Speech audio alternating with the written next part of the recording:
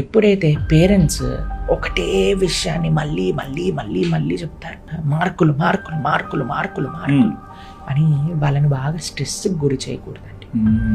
వారికి కొద్దిగా మనము ఇన్స్పిరేషన్ ఇవ్వాలి, కానీ వారికి స్ట్రెస్ని ఇవ్వకూడదు.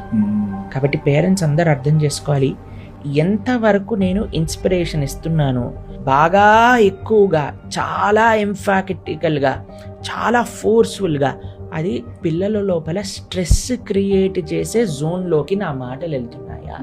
ఇప్పుడు చూడండి, కొంతమంది పిల్లలు, చూసావా ఆ పిల్లవాడు, చూసావా ఈవిడ, చూసావా నీ కజిన్, చూసావా మీ అత్త వాళ్ళ పిల్లవాడిని, చూసావా మీ మామ వాళ్ళ అబ్బాయిని, చూసావా మొత్తం. అంటే పిల్లవాడు అనుకుంటాడు పాపం, అయ్యో వీళ్ళే గ్రేట్ అనిపిస్తుంది, మేం చేసినవి గ్రేట్ అనిపించట్లేదు అనేటట్టుగా రాకూడదు. వాళ్ళే లోగా ఫీల్ అవుతారు. చాలా సందర్భాలు జరుగుతాయి. తల్లిదండ్రులు దే షుడ్ ఇన్స్పైర్. కానీ వాళ్ళు ఏం చేశారు, వాళ్ళ విషయాలు వాళ్ళ పిల్లలు వాళ్ళ ఇష్టం అండి. కానీ